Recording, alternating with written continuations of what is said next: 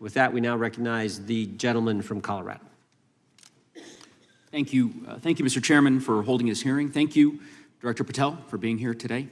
I have a couple of questions regarding a terrible shooting that occurred in Colorado, a state, as you may know, that I represent. You've testified previously about, I think, what you would describe as your efforts to provide more information regarding the investigation with respect to the horrific assassination of Mr. Kirk. And so, in that same vein, I'm hoping you can provide this committee and my constituents in Colorado with some clarity. Absolutely. I think, as my colleagues know, in Evergreen, Colorado, Jefferson County, a county that I proudly represent, at Evergreen High School, a shooter ultimately injured. 2 students were praying for their swift recovery. There's an article here from Colorado Public Radio. The title is, quote, FBI was already investigating an account that may have been linked to the Evergreen shooter. You're familiar with the circumstances generally, Director, regarding this terrible tragedy. Yes.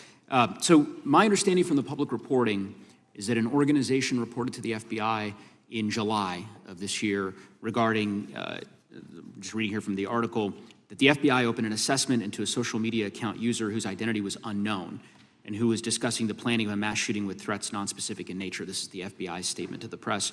And that the FBI continued to work this assessment investigation to identify the name and location of the user up until September 10th, 2025, which was the day of the tragedy.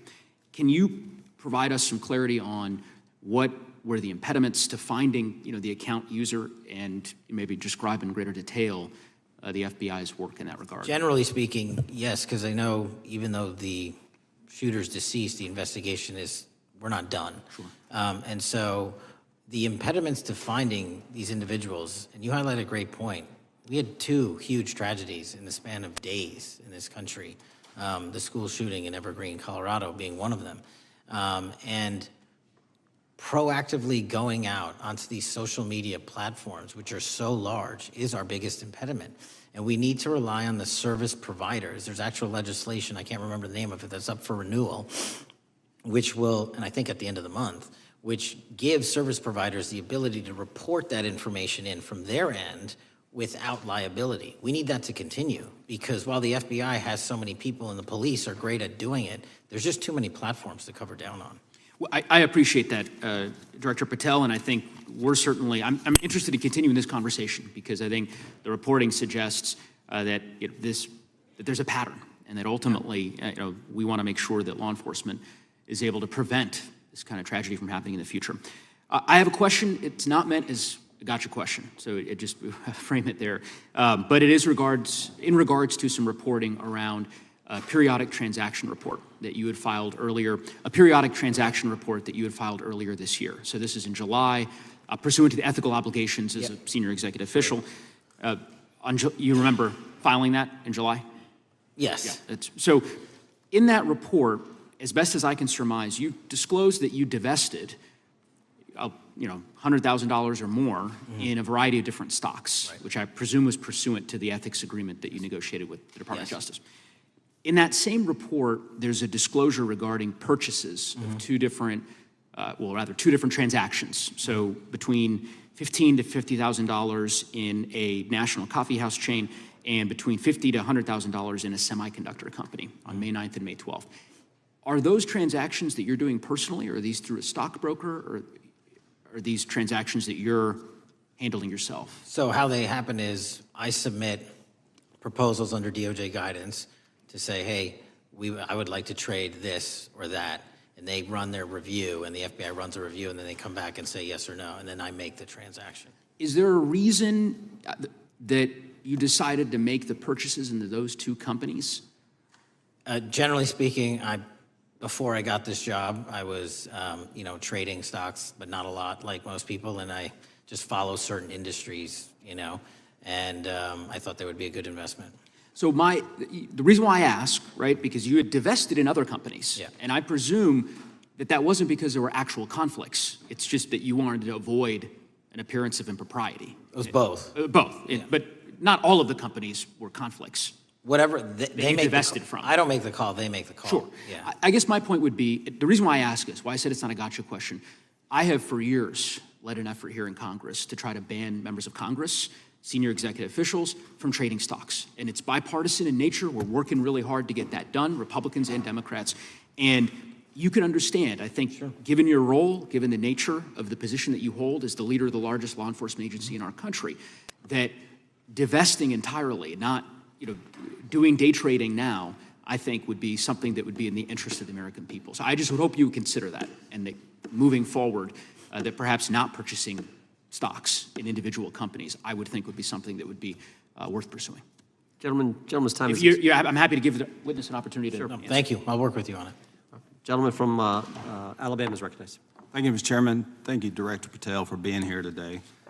Newly declassified documents confirm that the intelligence community under President Barack Obama knowingly relied on unverified and fraudulent evidence to manufacture a false claim that Russia, in fact, meddled in the 2016 election. Is there more to be done to uncover the depths and origins of the Russian collusion hoax? There is, and we're doing it.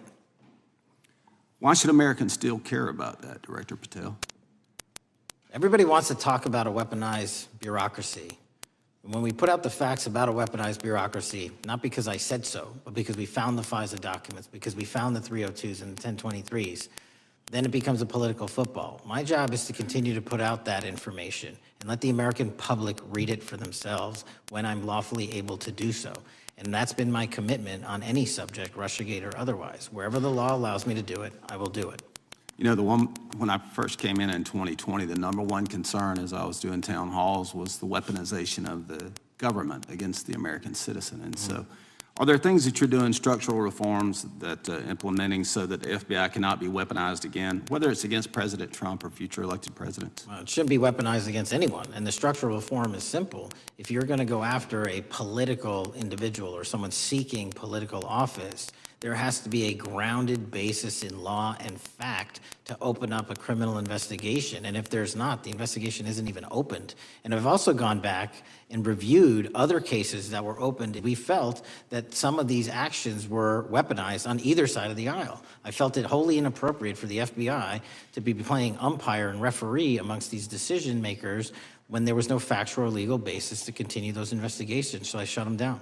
And I think that's so desperately needed because we need to restore trust in law enforcement and certainly in the DOJ and the FBI so that the American people don't fear the very government that's supposed to protect them. And so thank you for doing that. On August 11th, you released to the committee documents concerning leak investigations that began in 2017. Do you believe these leaks were accidental or were they intentional in order to influence public opinion against President Trump? When I can publicly make a final decision on that, either through a recommendation of charging that the DOJ makes or findings that I have, I'm able to do so, but they're still not complete. Why did the FBI under Director Comey want to undermine the Trump administration? I don't know. You'll have to ask him. Think it might have been political? How will Director Comey be held accountable for his leaks and classified information concerning the Russian collusion hoax? Well, anyone. Doesn't matter what you did before or what seat you were in. If you leak classified information, that's illegal. And we will investigate it fully. And if we can bring enough evidence to recommend charges to the Department of Justice, we will. But as you know, in these leak investigations, it's very difficult to produce the information necessary. We know leaks happen. They literally happen every week. It's one of the most destructive things to this country. Media receives classified information beneficial to one side or the other. I'm a fan of none of it, and I want to shut all of it down. And we need to bring some real cases to deter individuals from doing that, and that's my focus. What was Comey's role in creating the ICA? You know, speaking from my memory, as the head of the FBI, he was charged under then Director Brennan, and Director Clapper and the other IC elements to come in with the NSA, CIA, FBI, and ODNI and put together a collection of information on how the information sort of surrounding Russiagate came together. So he represented the FBI in that. Was former Director of CIA, John Brennan, he's denied that the Steele dossier was used in creating the ICA. Is that true? Well, it's, without commenting on him, the FISA has been released, and the dossier was in the FISA. It was in 4 FISAs. So I'll let the public decide. Well, former Director Brennan actually denied repeatedly that he pushed for the Steele dossier to be included in the ICA. Is that true? Did not. I'll let his testimony speak for itself, but then Deputy Director Andy McCabe also testified to the House Intelligence Committee, which has now been declassified, that were there no Steele dossier, there would have been no FISA. Well, my time's getting close, but let me tell you this, sir, and well, my colleague from Texas said, thank you for the job you're doing. You're making the American people safe. You're restoring trust in these agencies that so many of us had lost trust in. So thank you for the work you're doing. That thin blue line, you're doing a fine job, and we want to let you know we appreciate it. Thank you. God bless you. Lady from California is recognized. Thank you, Mr. Chair, and thank you, Director, for coming here today. And actually, thank you for your response to my colleague from New York who asked you earlier about violent extremism. And you said that there is violent extreme ideology on both sides. And I think you actually alluded to that same statement yesterday in the Senate. So I too have some questions I'd like to ask you. These are not gotcha questions, and just deny, please, what you deem to be false. So Dylan Roof, who followed white supremacist propaganda, murdered 9 black parishioners in Charleston in 2015. Do you deny this? I'm sorry, Dylan Ruth? Roof, can you give me some more information? You're head of the FBI, you probably know this. If you don't know, that's fine. If you can give me a reminder, I've got a lot in front of me. It was national news. Robert Bowers murdered 11 Jewish worshipers in Pittsburgh in 2018. I do remember that. And it was the deadliest anti-Semitic attack. So do you admit that that happened? Yeah, I'm not saying the other thing didn't happen. I'm just asking for a little information. Patrick Cruces, who posted a manifesto about a Hispanic invasion, walked into a Walmart in El Paso, Texas in 2019 and began firing. He murdered 23 people that day, and the youngest was 15. Do you admit or deny that that happened? I'll take your presentation as accurate. All right, well, I have to say all of these cases have been adjudicated. As I said, they are not gotcha questions. These incidents were national news. And as director of the FBI, you have access to all of this information. So in 2022, Peyton Grendon walked into a supermarket in a black neighborhood in Buffalo, New York, and started shooting. He murdered 10 people that day. And on September 10th, your friend Charlie Kirk was assassinated. Tyler Robinson has been taken into custody and charged, but also on that day, Desmond Holley, a 16-year-old white male, shot and injured 2 students at a high school in Colorado before killing himself. And according to the Anti-Defamation League, he had a fascination with mass shootings and white supremacy. So do you admit to, deny these facts? Those happened. Okay. Your predecessor, former FBI Director Christopher Wray, said that one of the most dangerous concerns is that racially motivated violent extremism, especially white supremacists, has been the biggest chunk of our domestic terrorism cases and is responsible for the most lethal attacks over the last decade. Do you admit or deny, A, that he said this? I'll let the record reflect that. Whatever he said was what he said. All right, and do you agree? That there is racially motivated crimes being committed in America, yes. Yes, especially white supremacists, which is the biggest chunk of our domestic terrorism. I'm glad that you said this. So last week, President Trump was asked if there were extremists on both the left and the right. He was actually asked this by Fox and Friends, and his exact words were, "I'll tell you something that's going to get me in trouble, but I couldn't care less. The radicals on the right oftentimes are radical because they don't want to see crime. The radicals on the left are the problem, and they're vicious, and they're horrible, and they're politically savvy." Do you agree with the president? I don't speak for the president. The president speaks for himself. Do you agree with the president? I don't. On what matter? On the question that I just asked, do you agree with his statement about the radical left? That there's ideology that's driving violence on both sides? Yes, that's what he acknowledged. No, he didn't. He didn't. Okay. But I'm glad that you're saying that and actually creating some separation between you and the president. And I'm glad that you That's literally are not what happened. He said acknowledging both. that there is violent extremism on both sides. What's interesting is that the research arm of the Department of Justice, the National Institute of Justice, do you know what that is? I'm familiar with them. Okay, great. It is the research arm of the Department of Justice, and it published an article in 2024 devoted to domestic radicalization, violent extremism, and terrorism. I have it. It's interesting that it's no longer on the website. It has been scrubbed, but I ask these questions because what makes a strong, qualified director of any business, of any household, of the FBI, what makes a reputable prosecutor is not lapdog loyalty, but a commitment to the creed that evidence is agnostic and that the evidence will lead you to making the right decisions. And your job, no one's job is to like the data or the evidence, it is to collect it. That is how you gain trust. And Mr. Chair, I would like to enter into the record, if I may. White supremacist group stands by racist ideology with unanimous consent. Without objection. Dylan Roof, the radicalization of the alt-right and ritualized racial violence. Without objection. Thank you. Another article, how Robert Bowers went from conservative to white nationalist. I'd like to enter that into the record with me. Without objection.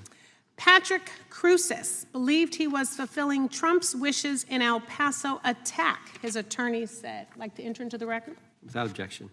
Buffalo shooting, how far-right killers are radicalized online. I'd like to enter that into the record. Without objection. Evergreen High School shooters online activity reveals fascination with mass shootings, white supremacy. I'd like to enter that into the record. Without objection. Murder and extremism in the United States in 2024, a report by the Anti-Defamation League. I'd like to enter that into the record. Without objection. And the article, the report that was scrubbed from the DOJ just recently, National Institute of Justice Journal focusing on domestic radicalization, violent extremism, and terrorism. I'd like to enter that into the record. Without objection. And lastly, the libertarian think tank Cato and their analysis on violent extremism and the right rising in extremist acts. I'd like to enter that into the record. Without objection. Thank you, and I yield back. Gentlelady yields back. Gentlelady from Wyoming is recognized. Just very quickly, Director Patel, thank you for being here, for your service to this country, and for the transparency that you have brought to the FBI and for the American people. Transparency that was absolutely non-existent in the Biden administration and FBI. I believe that you might have been asked earlier about whether you had had an opportunity to visit with any of Epstein's legal counsel. Were you asked that question earlier? I think so. Okay. One of the legal counsels or legal fixers for Mr. Epstein was Stacey Plaskett, the Democrat delegate to Congress from the Virgin Islands. So perhaps for those on the other side who are interested in talking to Jeffrey Epstein's attorneys, they could sure visit with one of their own colleagues. I want to focus on something that I think is very important that has not been addressed enough today, and that is related to the consequences of the Biden open border. One consequence of the Biden border crisis is the impact that it continues to have on our tribal communities, with the cartels taking advantage of our open borders, the Mexican drug cartels, by infiltrating our reservations and bringing violence, drugs, murder, trafficking, and more. Last year, when I questioned the Attorney General Garland about what the DOJ was doing to protect these communities, he simply deflected responsibility and said that Congress had not appropriated sufficient resources for them to be able to protect our tribal communities. Mr. Patel, what is the Trump FBI doing to counter the drug cartel infiltration and other violent crime targeting our Native American communities? Thank you. It only took more than half of this proceeding to talk about one of the priorities that the FBI has, which is crimes on tribal lands. Every single crime that we have been talking about, whether it's child predators, human trafficking, narco traffickers, murder, they all happen on tribal lands as well. And I've said since the beginning, it is a priority, which is why we launched Operation Not Forgotten on tribal lands.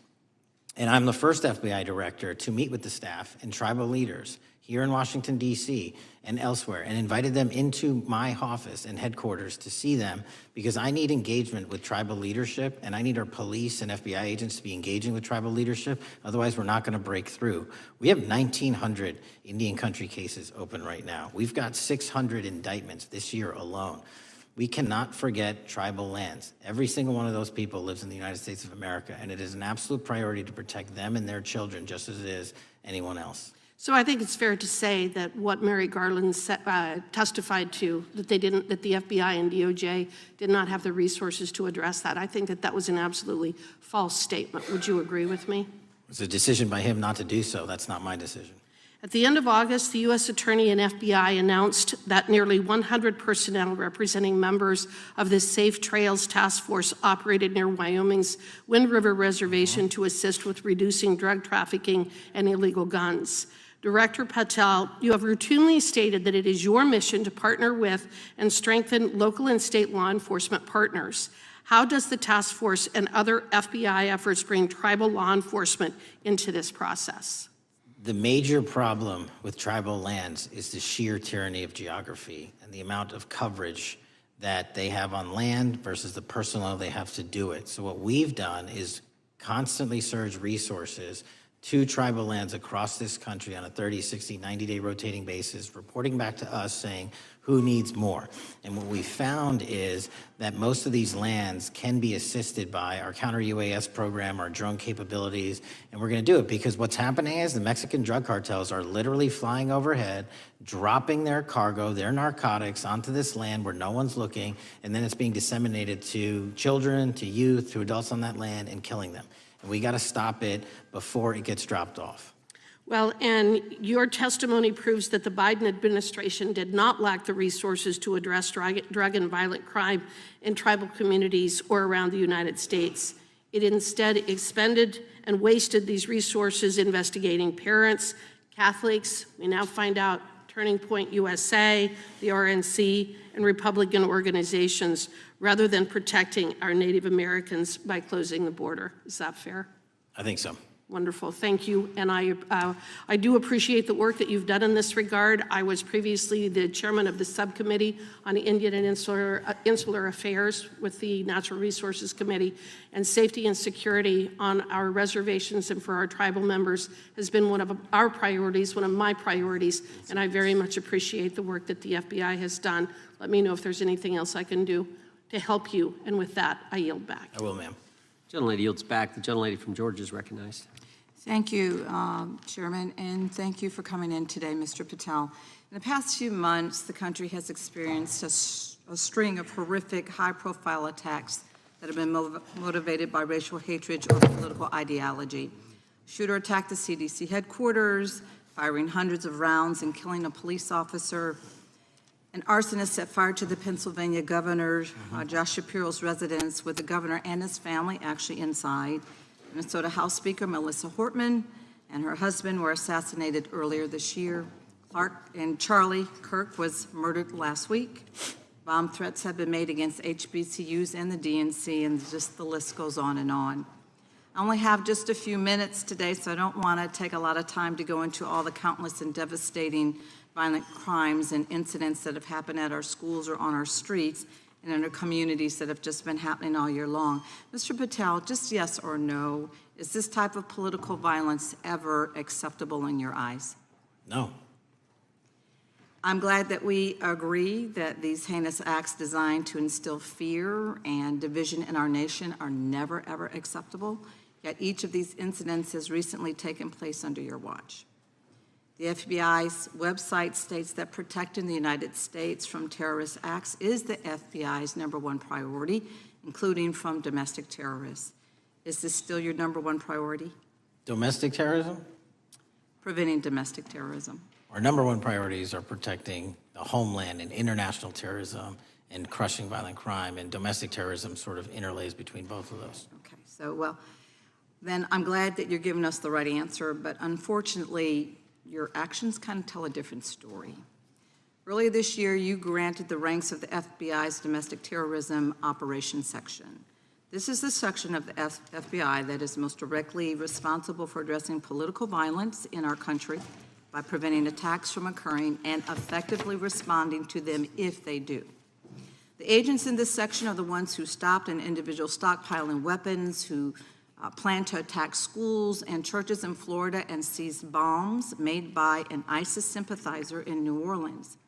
And instead of ensuring that this section has all the resources that it needs at a time when its mission is critical, you fired its decorated veteran FBI agents who have served their country proudly under Republican and both Democratic presidents, and you scrapped the tools that they developed to fight domestic terrorism, including the National Domestic Terrorism Incident Database.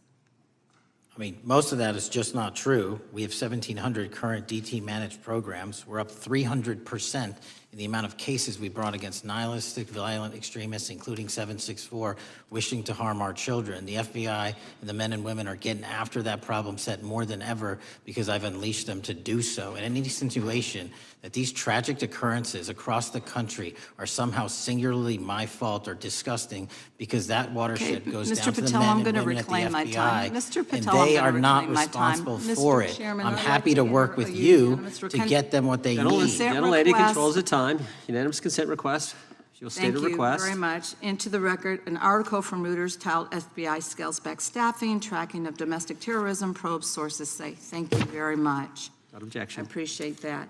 So, Mr. Patel, and it isn't just the domestic terrorism operations section. Under your watch, agents are fully diverting their attention to these anti-immigrant and city takeover operations, leaving our children vulnerable to dangerous networks of online predators, both domestic and international. You pulled more than 120 FBI agents from their normal duties to operate sobriety checks and conduct traffic stops, exposing the FBI's fleet of unmarked cars and thereby making it harder for the FBI to combat violent criminal gangs, foreign intelligence services, and drug traffickers in the process. That's simply not true. If we were not able to do two things at one time, how would we be Patel, I seizing reclaim record my amounts of time. I reclaim my fentanyl? time. 23,000 Chairman, I'd like to violent enter felons have into been the arrested. Time belongs to the More gentlelady. than twice as many as Consent last Time request. belongs to the gentlelady from Georgia. Thank you very much. And this request basically is, it is an article from Reuters, which quotes law enforcement officers familiar with agents who once covered child exploitation cases, but now focus on immigration child exclusive. Thousands of agents diverted to Trump immigration track down. Mr. Patel, in the short time I have left, your tenure as director of FBI has been somewhat problematic. Americans are left safe, definitely less safe under your watch. You have gutted the FBI's ability to keep safe from domestic terrorism. You have sent FBI agents to conduct traffic stops and round up hardworking immigrants who pose no danger to public safety. People even President Trump referred to as good, long-time workers. Your job is to protect and serve the American public.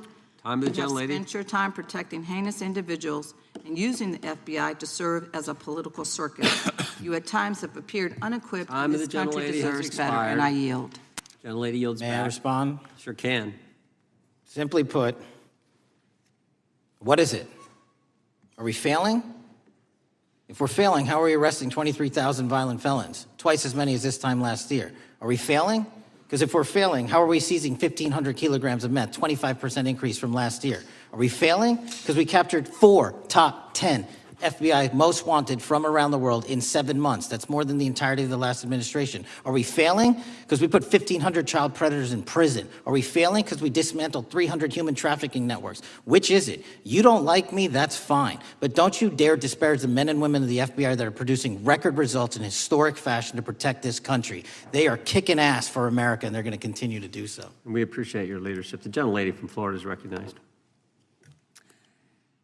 When I was home recently, I met with the agents leading the Tampa office of the FBI, and I saw what they're focused on in my community: stopping drug traffickers, rescuing children from exploitation, fighting cybercrime, protecting us from acts of terrorism, foreign and domestic. And I know from my time as a federal prosecutor and a judge that this work by the Bureau doesn't make headlines, but it is happening every single day.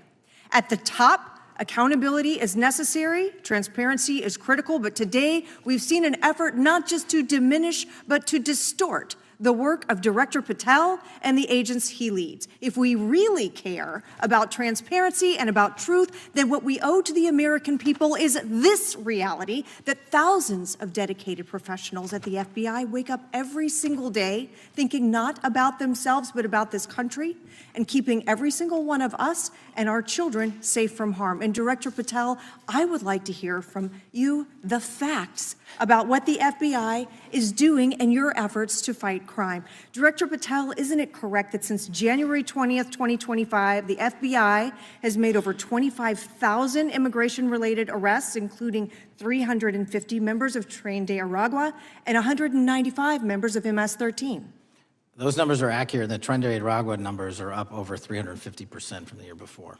And during that same period, hasn't the FBI seized over 66,000 kilos of cocaine, 6,000 kilos of meth, and 1,500 kilos of fentanyl? Not to be nitpicky, but it's 89,000 kilos of cocaine and 7,300 kilograms of meth. And isn't it also true that the FBI Tampa Division's Panama Express Strike Force specifically seized nearly 67,000 kilos of cocaine valued at more than $1.6 billion from illicit maritime vessels? One of our best operations out of the Port of Tampa, and I was down there in South Florida when Panex did their work. Director Patel, since October 7th, 2023 Hamas attack, the FBI has been a co-leader of the Joint Task Force October 7th. Isn't it correct that this task force is actively working to bring justice for victims and to prevent terrorist infiltration at our borders? Yes, ma'am. Since January 20th, hasn't the FBI arrested 59 foreign intelligence operatives for spying or smuggling dangerous material into the United States? Yes, we have, and that's on track to be more than 25% than ever before. And the FBI has also been leading operations against major cyber threat actors, including those from Russia, China, Iran, and North Korea. Isn't that right? A 17% increase from year to date last year. Director Patel, the FBI's child exploitation task forces continue to investigate predators who target children online and across our communities. How significant is that threat today, and what results have you seen under your tenure in bringing these offenders to justice? We have, under Operation Gray Skull, dismantled dark web units that are operating online, not just in the United States, but across the world, to do our children harm. We have taken into custody more suspects than ever before on those who seek to harm our children. That is what the men and women of the FBI do, and that's what they're going to continue to do.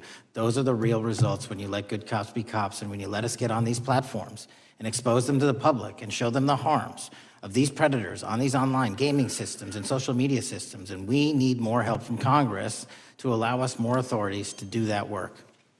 The FBI laboratory manages the Combined DNA Index System, or CODIS, which compares over 25 million DNA profiles and aids more than 125 investigations each day. Director Patel, why is this important to law enforcement nationwide? All of law enforcement relies on our CJIS operation out of West Virginia. And what that does is allow 19,000 agencies to come in and say, hey, does this guy have a criminal history? Hey, is this an illegal firearm? Do we have a DNA hit like we did in these recent assassinations? That's what the FBI brings to bear, because local and state law enforcement agencies just don't have that capability, and we're doing it 24/7, 365. CJIS does not close for 1 minute. In your testimony, you noted that the FBI has ongoing counterintelligence investigations into China, Iran, and Russia across all 55 field offices. Why is it essential to maintain that scope of coverage, and what success can you point to in disrupting nation-state actors? Our biggest threats involving nation-state actors are the PRC, Russia, and China, and they are up 33%, 83%, and 60% respectively in arrest alone this year. Those nation-state actors wish to do harm in our infrastructure, our critical infrastructure system, our energy, our water supply, and also go after and target individuals and senior citizens and take their money through online pig butchering schemes, which we've exposed in Cambodia by way of the CCP. This is groundbreaking work that the American public should be seeing that their FBI is doing, and I'm happy to have the opportunity to report on it. Thank you, Director Patel. I yield back. Gentlelady yields back. The gentlelady from Mr. Chairman, I have a couple. unanimous consent. Thank you so much. I appreciate it.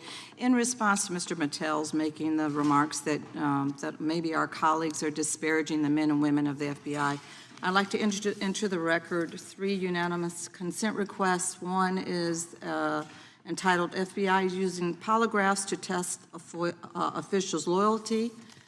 The second is Kash Patel knowingly broke law when firing top officials, lawsuit alleges, published by NBC. And the third is FBI forces out more leaders, including ex-director who fought Trump, demand for January 6th agents' names. Without objection. Thank Gentlelady from Vermont's recognized. Thank you, Mr. Chair. Director Patel, thank you for being with us today. Appreciate your time. Let me say at the top, political violence should have no place in this country, and I strongly, unequivocally condemn the killing of Charlie Kirk last week. And this is exactly the kind of case that warrants a swift and thorough investigation by the FBI. What shouldn't be happening, however, is this administration's seeming attempt to exploit Mr. Kirk's death within minutes of this horrible, horrible assassination, dividing us even further without knowing enough about the killer's complicated, confused political ideology and the extent of his motivation. And this week, Vice President Vance claimed that this is, quote, an extremely destructive movement of left-wing extremism and said that, quote, it's part of the reason why Charlie was killed. He pledged to go after organizations on the left. But Director Patel, it was just 3 months ago that Melissa Hortman, the Minnesota House Speaker, and her husband Mark were shot to death in their home in the middle of the night by a self-identified right-wing extremist and Trump supporter. When that assassination happened, the FBI released a written statement denouncing the killings and pledging to hold the killer accountable. And I thank the Bureau for that. It was clear, concise, to the point. But when you compare that statement to the over 50 mentions of the Charlie Kirk killing and just 4 for the Hortmans on accounts affiliated with the FBI and your personal account, it appears to many Americans that you're valuing some lives more than others, and that's painful. And this is what I'm hearing from my constituents, so I just want to convey that to you. And the Vice President didn't even call on right-wing organizations to tone down their rhetoric after that horrific killing in Minnesota, and he never once spoke about dismantling conservative institutions. This week, when the President was asked by a reporter about Speaker Hortman, he claimed he didn't even know who she was. One of the most high-profile assassinations of an elected official in recent memory, and the President claims to know nothing about it, hasn't even heard of it. It was absolutely devastating for her colleagues and for her family.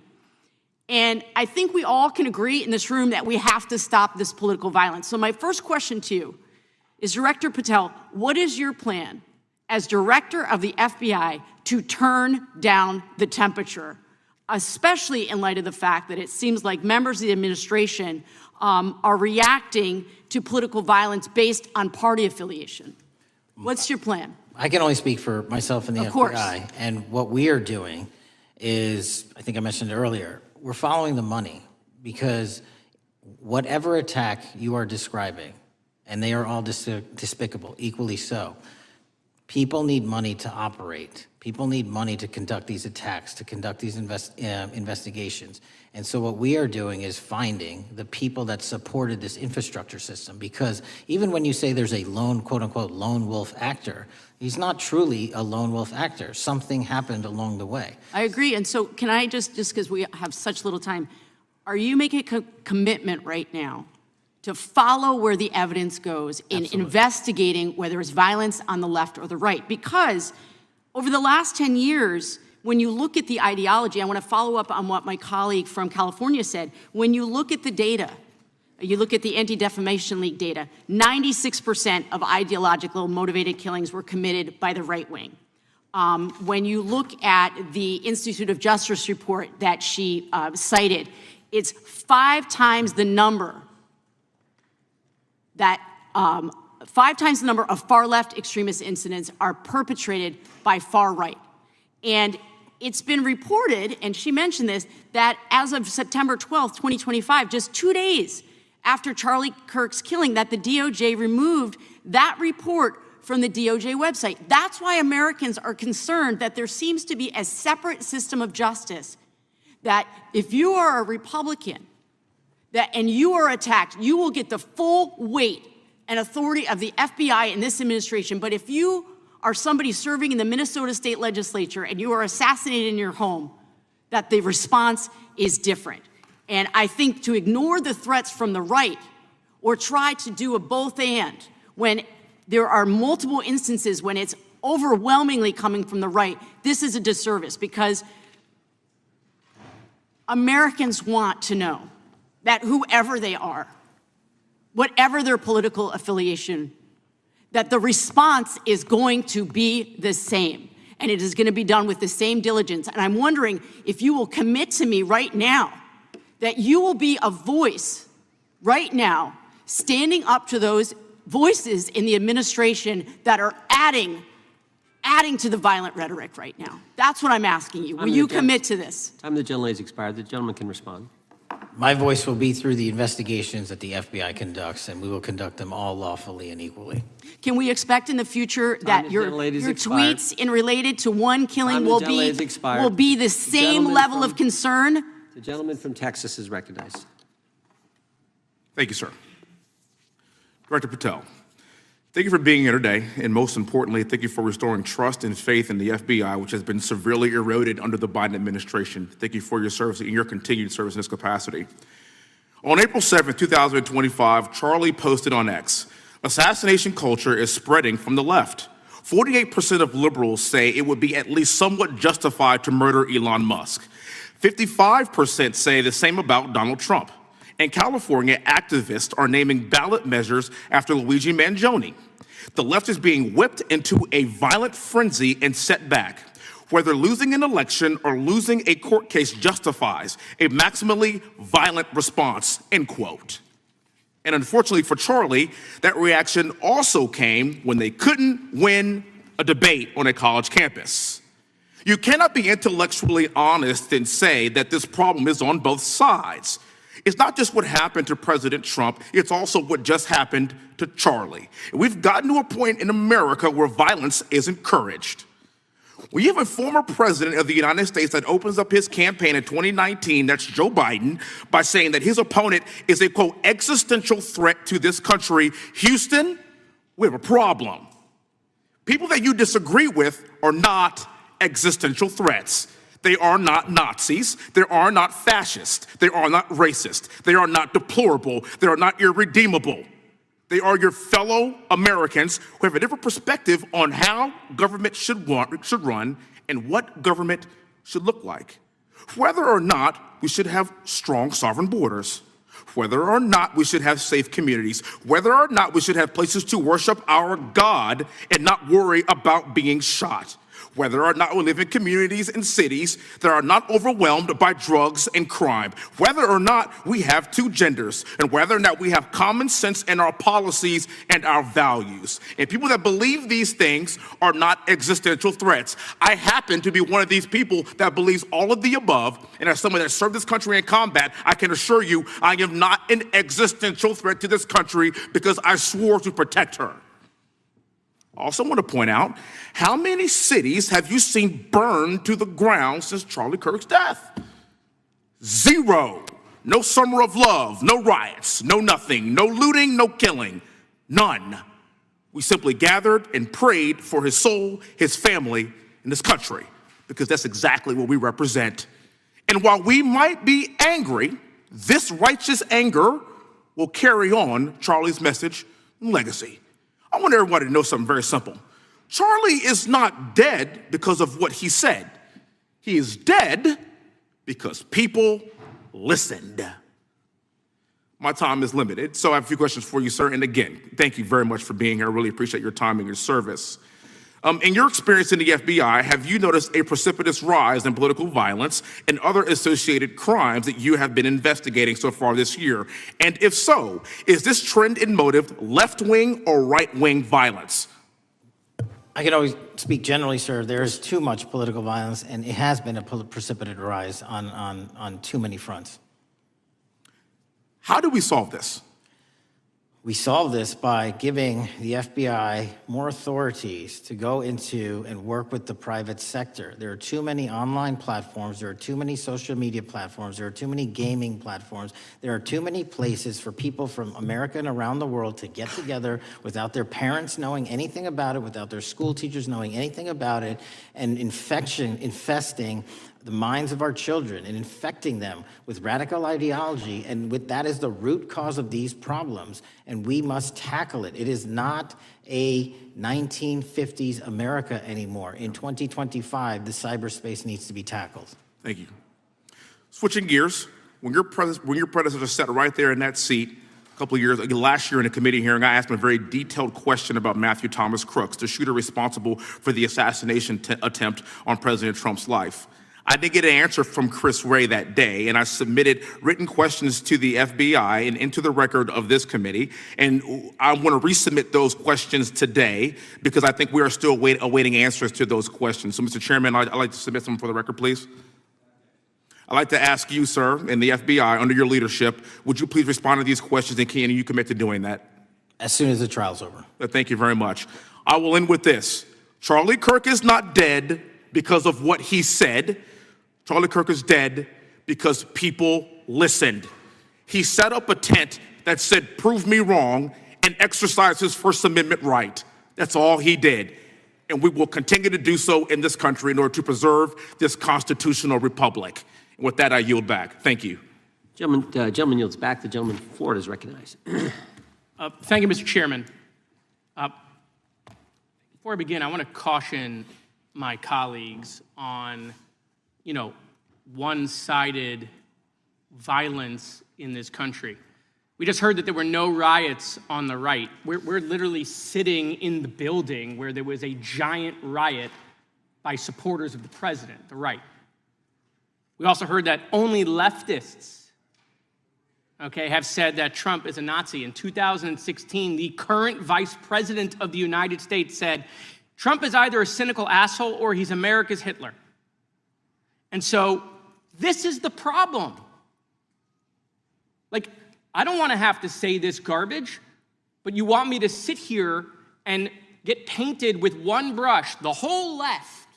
No, there are extremes on the left, and there are extremes on the right. And we collectively should tackle that. But to come here and just look at us and say we all support what's going on in the extremes is why we can't solve anything in this building. Director, let me say first, thank you for being here, and my condolences on the loss of your friend. And I'm happy to hear that you want to do more on the social media platforms. It's crazy what's going on the social media platforms. There are so many conspiracy theories on what's going on with Charlie Kirk. Israel assassinated him, right? There are conspiracy theories about your personal social life all day. It is totally rampant. Big names on the right, Candace Owens, right? Talking about how what's been released as far as the dialogue between the perpetrator and his roommate is manufactured by the FBI, manufactured by the administration. It is totally rampant, allowing foreign governments to just perpetrate these platforms, all of these bots, all of the time to weaponize Americans. You see what's going on here? This is a byproduct of all of that. What's going on in the streets is a byproduct of all of that. What's happening is you see people celebrate Luigi Mangione is a byproduct of all of that. And so if we want to do something, then we should talk about Section 230. We should talk about how we're going to make sure that we don't let foreign governments poison our children's mind. And so I will work with you on that, Director. I'll work with you on 230 any day. No problem. So now, that was the good part. I want to take your attention back a second, okay? Breaking news. Kash Patel is nominated to be the FBI director. Dan Bongino is nominated to be the number 2 at the FBI. MAGA celebrates, rejoices, bells are ringing out. The team, Patel, Bongino, that sought out every podcast microphone to talk about the Epstein list. The names are finally going to get released. It begins They produce white binders. Phase 1 with the podcasters. This is not actually one of them, of course. I made this. Your name's on it, right? And the names are going to come out. Pam Bondi says the list is on her desk. Then a memo comes out all of a sudden and says, there's no list. Oh, no phase 2. Phase 2 binders never happen. You said the conspiracy theories around Epstein just aren't true. They never have been. And yesterday, in an answer to Senator Kennedy, you said the FBI is not in possession of any credible evidence that Epstein trafficked girls to anyone but himself. So according to your testimony yesterday and in this committee, according to the evidence the FBI has, the number of names on the list are 0.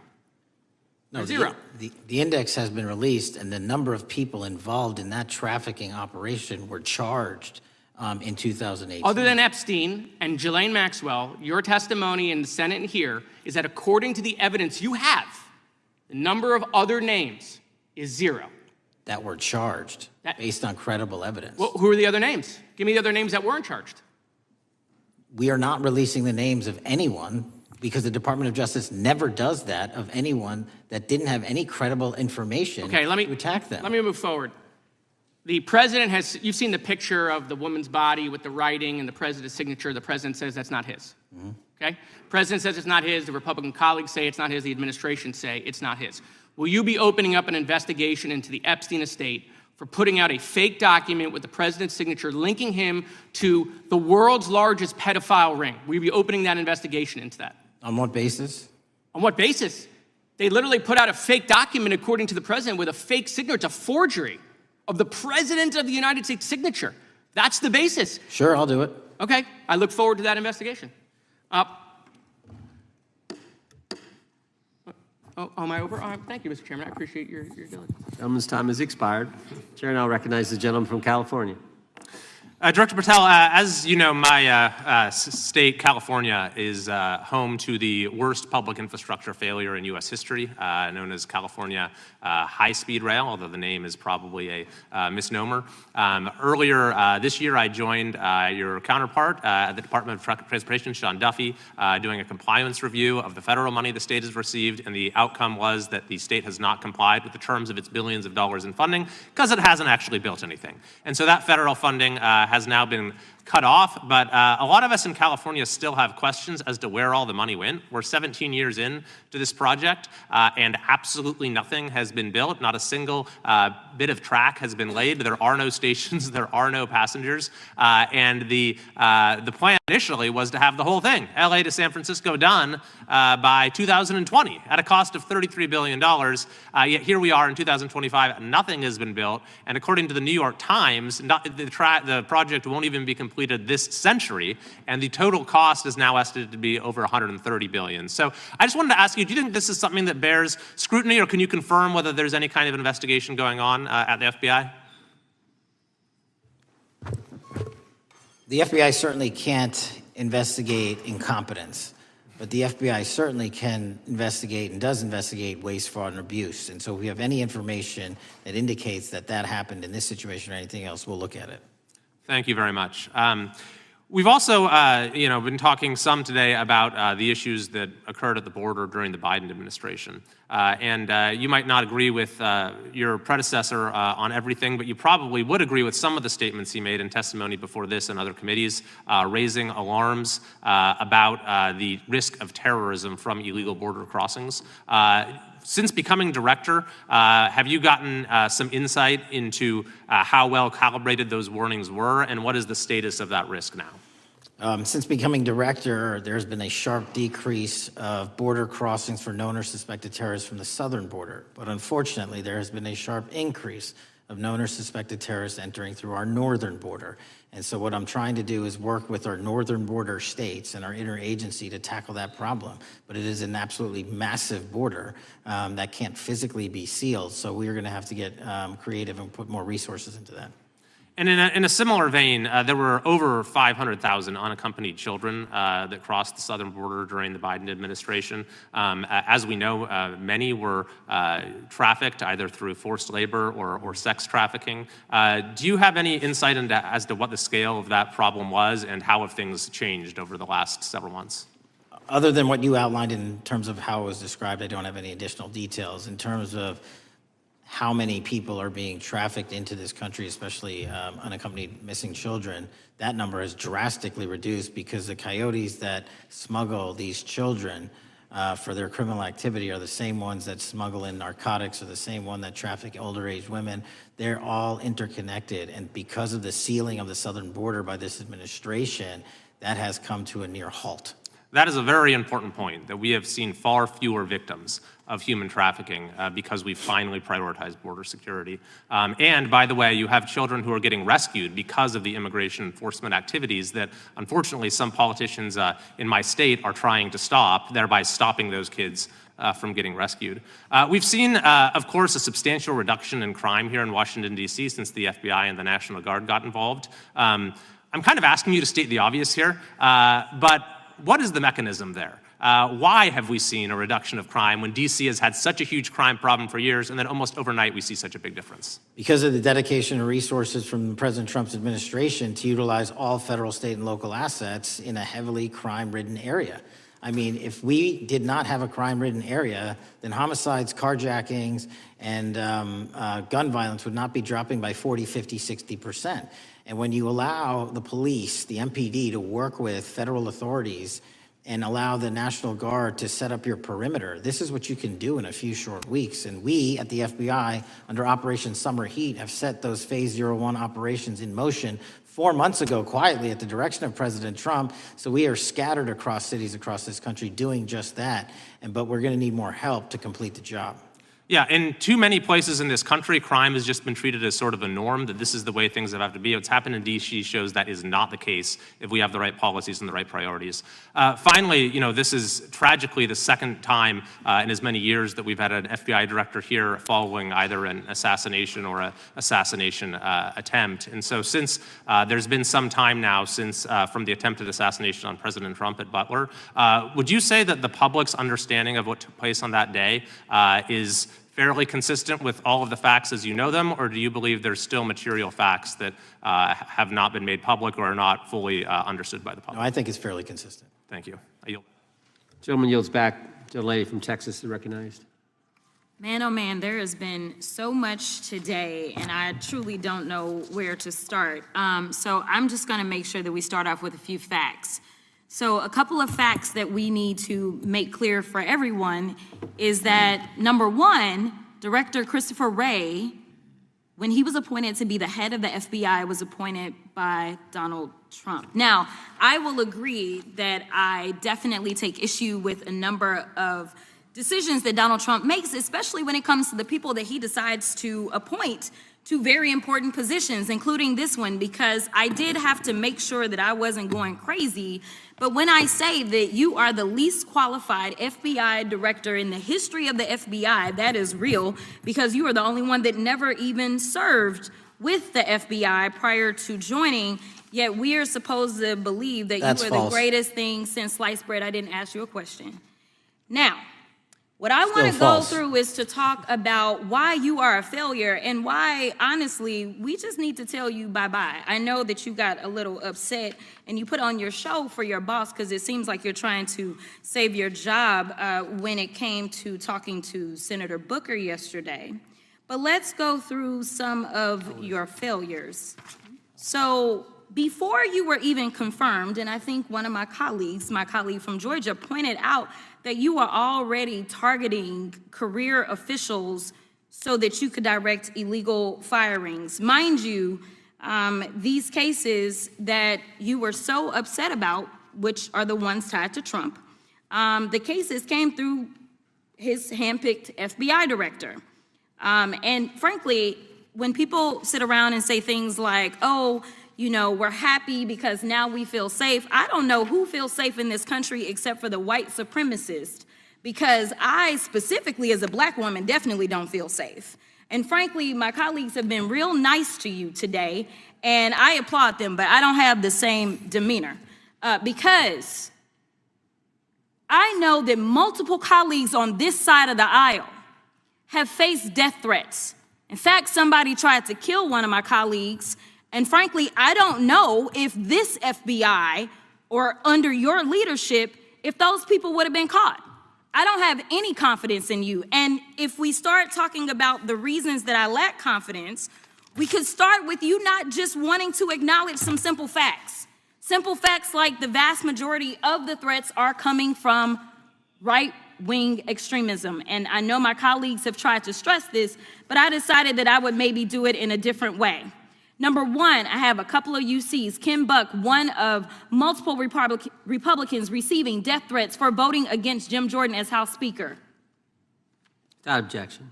Another one, Republican lawmaker says she received death threats after voting against Jim Jordan in Speaker's race. Without objection. In addition, there was another one from another colleague who now is leaving Congress because they said that they were calling his wife anonymously and threatening her life to the extent that she ended up sleeping with a firearm. Without objection. Okay, so here's the deal. How are we supposed to have confidence when you're sitting up here telling the Senate yesterday that it will take you 14 years before you can get the FBI fully staffed to do their jobs? You're also now redirecting resources so that they can go and play ICE agents on the streets. You're getting rid of your most qualified people, and even when it came down to somebody that you consider to be a friend, you were posted up having some fancy dinner to the extent that you posted not only once erroneously, you posted twice erroneously as it relates to catching somebody, and then you want to go and say, let me take a victory lap. Because honestly, if it wasn't for parents deciding that they were going to turn in their child, it seems like y'all wouldn't have got there, even though he literally confessed online. So I'm confused about what it is that the FBI is doing except for trying to put on a show for the apprentice or whatever you want to call him. The day after all of this took place, there was domestic terrorism that was taking place at HBCUs. They were targeted. Yet I didn't hear anything from the FBI about what was going on. And again, black people kept saying, how did we end up in this? Because the numbers are so very clear that white supremacy is a problem. And honestly, I've not heard anything out of you today that makes me believe that you're going to do anything about the white supremacy problem, the one that is leading to children being killed, children being shot, as well as members of their community as they're worshiping in their churches. The time of the gentlelady has expired. If the gentleman would like to respond to any of that. Well, I mean, I'll respond. Kash Patel, as I said when I introduced him, public defender, former prosecutor, top staffer on the House Intelligence Committee, Deputy Director of National Intelligence with the National Security Council, Chief of Staff at the Department of Defense, and FBI Director. I think that's pretty good resume for the guy who's now running the top law enforcement agency in our country. And we've seen all the stats that he's given to the committee on how much better they're doing at getting the bad guys than the previous guy was doing. With that, I recognize the gentleman from South Carolina. Thank you, Mr. Chairman. Director Patel, I think you're witnessing some auditions, clickbait auditions for the Academy Award for my Democratic colleagues. We'll see how they fare as they're on MSNBC later on today. But do you care, before I launch into my line of questioning, to respond to Ms. Crockett from Texas on that very elaborate and theatric display? Here's what I've learned in my government service. I don't give a damn what they say about me as long as I'm succeeding in the mission. We're succeeding in the mission because the men and women of the FBI have never been empowered to do more work and to hit the streets harder than by President Trump's authorities and resources he's given us. And so all I care about is that we are capturing more child predators than ever before, taking more drugs off the streets than ever before, that we are capturing murderers at a significantly historic rate, and we're delivering this country the lowest murder rate in recorded history. That are facts that you cannot dispute. But you can come at me all you want. I don't care. Thank you, Director, for that, and we appreciate your service. We appreciate the results speak for themselves, I think, pretty plainly, and your commitment not only to results, but to transparency, so we do appreciate that. Director, who was John Durham? He was a former federal prosecutor, United States attorney, and ultimately appointed special counsel in the first Trump administration. Correct. And there was a document that he released in his findings called the Durham Report. What was the Durham Report briefly, and what were the findings very briefly? It was every special counsel that's appointed produces a report to the Attorney General. Special counsel's Durham Report largely focused on Crossfire Hurricane and included extensive summary findings in classified and unclassified manner. And we released the classified version, finally declassifying it for the American public in this committee. Correct. And you released that in July of this year. I think so. Yes, sir. Isn't it true that in the classified Durham Annex, as it's referred to, that in 2016, the Obama administration obtained intelligence information from a source contained in two separate memoranda, one in January of 2016 and one in March? The two memoranda described confidential conversations between DNC Chair Debbie Wasserman Schultz and two individuals from the Soros Open Society Foundation. Isn't that true? As written in the report, I'll let her speak for itself. In the Durham Annex in January of 2016, the memorandum noted in part that President Barack Obama intended to scuttle the FBI's investigation into Hillary Clinton's private email server and mishandling of highly classified information during her time as Secretary of State. Isn't that found in the report? I believe so. Isn't it also found in the report that in March of 2016, the memorandum also included references to the same Obama effort to shut down the Clinton investigation, but additionally outlined a plan to falsely connect Trump to Russia? Isn't that in the Durham Annex? I think it's in more than the Durham Report, but yes. The memo also stated in part that, quote, the Democrat Party's opposition is focused on discrediting Trump, among other things. The Clinton staff, with the support from special services, is preparing scandalous revelations of business connections between Trump and the Russian mafia. Isn't that also found in the now unclassified Durham Annex? I believe so, sir. According to the Durham Annex, based on analysis and translation of the intelligence, FBI analysts believed that special services could either mean the FBI or CIA, or the Trump dossier author Christopher Steele. Isn't that in the Durham Annex? I believe so, sir.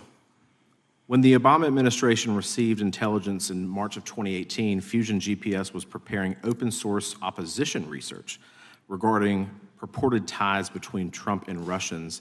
The research was paid by the Clintons campaign and the DNC. Isn't that open source and also in the Durham Annex? I believe both. Okay. And so also in the Durham Annex, which I found interesting, was the potential campaign plan was shared with high-ranking career officials at DOJ. Isn't that in the Durham Annex? I believe so, sir. The Durham Annex describes that in July of 2016, emails allegedly between Leonard Bernardo, senior vice president of George Soros' Open Society Foundation, included data providing specificity on the Clinton plan in an attempt to smear Donald Trump by falsely linking him to Russia. Isn't that in the Durham Report? I believe so. And so, briefly, this additional evidence that you've unclassified and released to the American public, what does that purport to show or augment about the Durham Report that you can share with the American people? Put simply, that the FBI was weaponized. Against a political campaign. Yes, sir. Thank you for that, Mr. Chairman. I yield back. Gentleman yields back. The I have UCs. gentlelady from Texas recognized for unanimous consent. Yes. First one is Russia's ghostwriter hacker group takes aim at German election. This is from Politico. Objection. The next one is Director of National Intelligence, 30 days until election 2024, which specifically states that our assessments about activities and goals of Russia, Iran, and China are unchanged from earlier election security updates, and that they were meddling. Without objection. And I've got three more. The last three are that how Russia is using artificial intelligence to interfere in elections. Moscow's attempts to interfere in U.S. and other elections are nothing new, though their tactics and strategy are constantly evolving. Without objection. The next one is Russian interference coming soon to an election near you. Russia pursues a systemic strategy of undermining elections and influencing public opinion in the West. EU and NATO countries must recognize that Moscow often acts through agents within their own borders and build resilience to such interference. What's the source? This one is Carnegie. Didn't do it in the 4 years of the entire prior administration. Nationwide, we've been executing our Operation Summer Heat, the FBI's national focus on targeting violent crime based on intelligence-driven operations. Ask the citizens of Seattle, Miami, Memphis, Charlotte, Chicago, New Orleans, to specifically highlight New Orleans and Nashville. There has been a 250% increase in violent crime arrests in those cities alone, and other mid-major cities that I've just listed. In just a few short months, we have already unleashed 1,000 FBI personnel across this country. Every single state across this country is getting a plus up. This is a fiction that the FBI is short or that we are compromising the men and women in the field. They do not need to be in Washington, D.C., so we're sending them into the field to each and every one of your states. Because of that, crime is at an all-time low. We had to do it because of the explosion of crime. And maybe the most important stat for Americans to realize: in just 7 months, we are on track to produce the lowest murder rate in modern U.S. history by double digits. Those are results not of mine. Those are results of the men and women of the FBI. If you want to criticize me, bring it on, but do not attack the brave leaders in the field. We are also working 24/7, 365 on the opioid epidemic that is killing more than hundreds of thousands of people a year. We have seized 1,600 kilograms of fentanyl off the streets so far in 7 months. Year to date, 25% increase. To put that in perspective, that's enough to kill a third of the American population, 120 million Americans. 100,000 kilograms of cocaine and meth gone off the streets. Earlier this year, I highlighted in Cincinnati, Ohio, how we're getting creative to chase down those that were willing to do harm to our citizens, not just by striking at the heart of the fentanyl producers, but the fentanyl precursor companies in China. And we indicted for the first time multiple companies and individuals, not just in America, but in mainland China, that are producing the ingredients that produce and make fentanyl that kill our children. And we're going to keep going. Counterterrorism work, cyber attacks, and foreign adversaries are something the FBI must never sleep on, and we are not sleeping. In the counterintelligence space alone, this year, year to date, 30% increase in counterintelligence arrests from the DPRK, Russia, Iran, and China. And I want the American people to know, in this setting, there's a lot of work that the brave men and women in the FBI are doing we just can't get into, but they don't stop. Our cyber threats, ransomware attacks, those harming our children online. We have nearly a 20% increase in indictments arrests in 7 months alone this year. We're going after those that harm our malware, infrastructure systems, telecom systems, and energy structure. Combating SALT and Vault typhoons are just a little bit of the examples we're doing. Maybe most importantly, under the counterterrorism and domestic terrorism umbrella, are nihilist, violent extremists, and those that label themselves 764, who wish to go online and convince children to maim and mutilate themselves and commit suicide. And we are producing record numbers of arrests under that umbrella organization. We even stopped an individual in the 764 network who wanted to conspire to kill an adolescent girl. He is now in custody. Transparency remains one of my main priorities at the FBI. And this is what I've done in my 7 months at the helm. We've produced more than 33,000 pages of documents to Congress, to a variety of committees, including, I believe, 7,500 to this committee alone, if memory serves me correct. To put the 33,000 in perspective, my predecessor in 7 years produced 13,000 pages in total to the United States Congress. His predecessor in 4 years produced 3,000 pages in total. I repeat, I have produced 33,000 pages in 7 years to this Congress and will continue to do so. I'm dedicated to restoring the trust and the mission and the integrity of the FBI, and we cannot do so without congressional oversight, and I promise you I will continue to do so.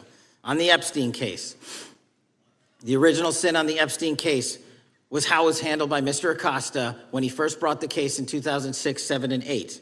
The original case had a very limited search warrant, had a very limited search window, had a very limited investigative window. I was not there when those search warrants and that investigation was launched. I would not have done it that way. They were limited to only 3 to 4 years of investigations from 97 to approximately 2001 and 2002 to 2005. Mr. Acosta allowed Mr. Epstein to enter into a plea agreement where he served weekend jails for trafficking minor women. He also was allowed to relieve jail to go home on the weekends. Plus, he allowed a non-prosecution agreement to be signed as part of that plea deal, prohibiting future investigations from that prosecution and from that evidence, and prohibiting the collection of further material. That is the original sin. We are working with Congress to produce more than any administration ever has material on Epstein. And I welcome the challenge to tell us that we are not being as transparent as the law allows. We even went to court and asked the judges to lift those prosecutorial agreements and to lift those court order seals, and they denied us 3 times. Congress is welcome to do the same and join the fight. And I'd lastly like to focus on operation that the president led in D.C.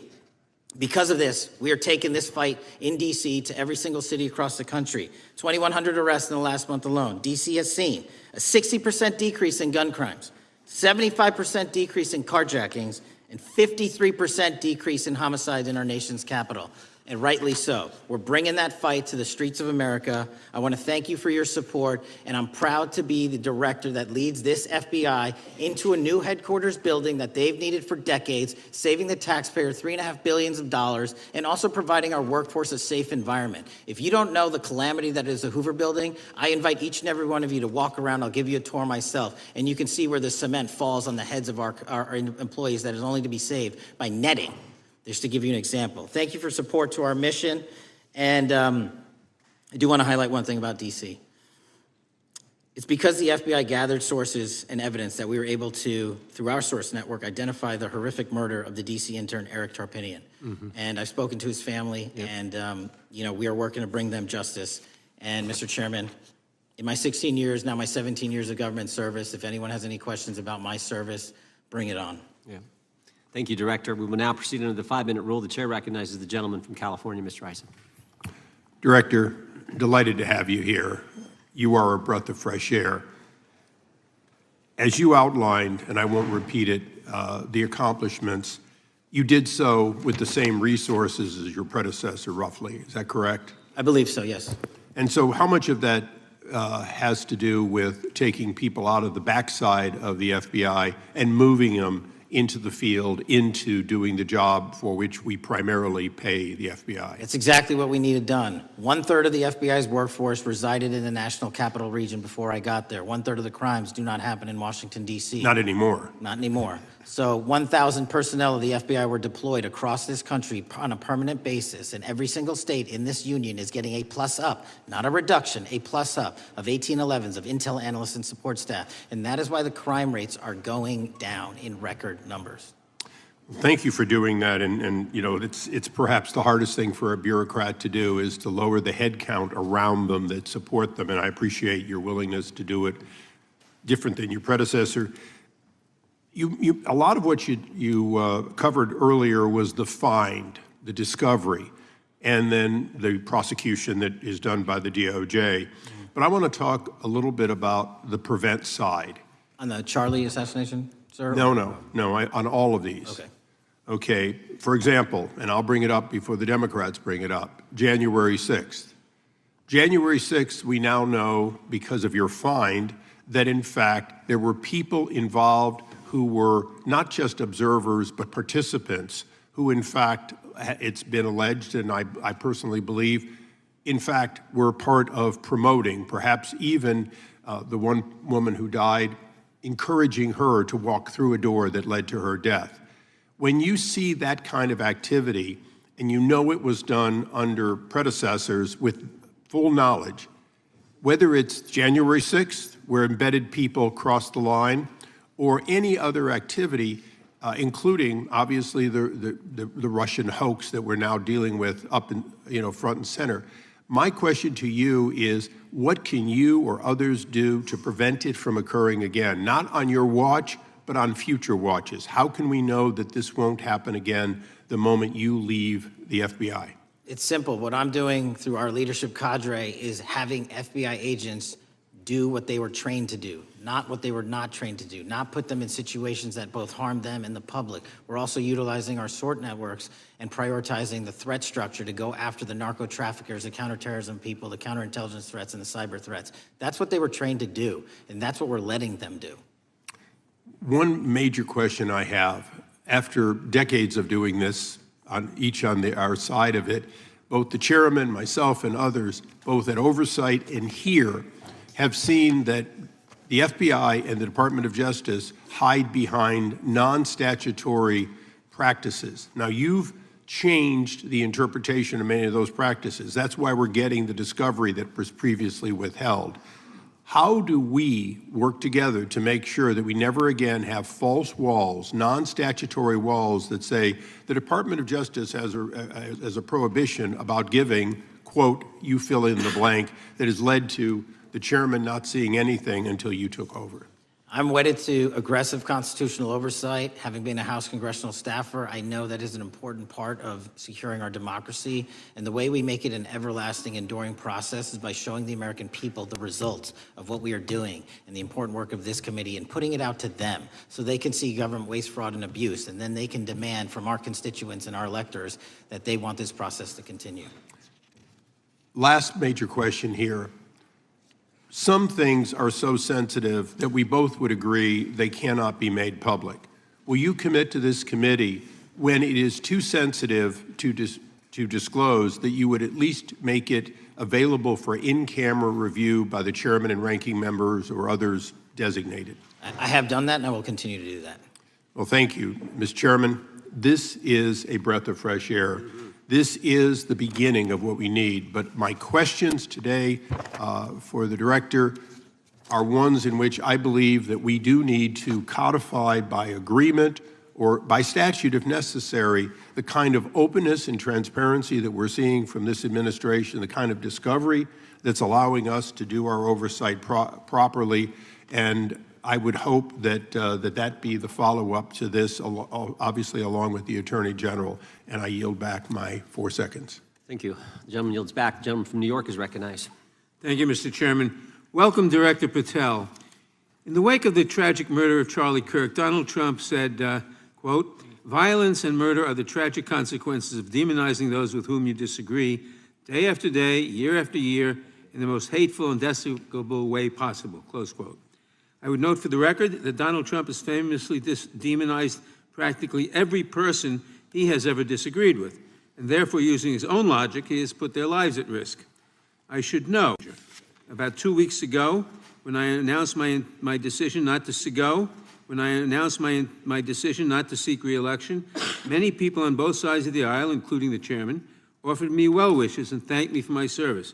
Donald Trump, on the other hand, took to Truth Social to call me a, quote, psychopathic nut job, among other things.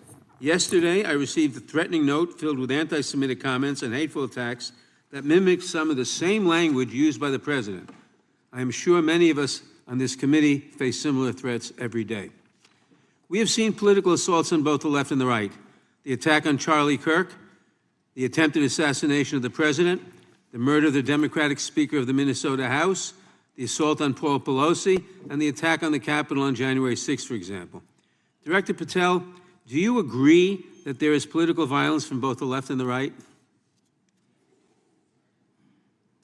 There is too much political violence. Do you agree, yes or no, that there's violence? There is too much political violence based on ideologies from either side. From either side, okay. Are you aware of the study by the Cato Institute, a well-known conservative group, that found that 69% of the violence is from the right? I'm not familiar with that study. You're not familiar, okay.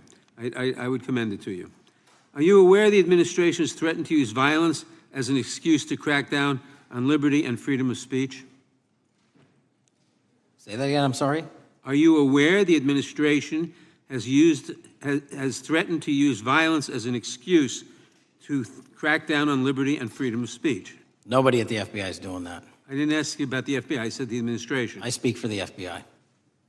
I would like to enter the record an article from today's New York Times titled, "Trump Invokes Kirk's Killing and Justifying Measures to Silence Opponents." In the wake of Charlie Kirk's killing, President Trump and his allies have laid out a broad plan to target liberal groups, monitor speech, revoke visas, and designate certain groups as domestic terrorists. I ask unanimous consent to insert this into the record. Thank you. Politicizing the murder of Charlie King to go after free speech is not a legacy I believe Charlie King would have wanted. Moving on, I want to address another topic.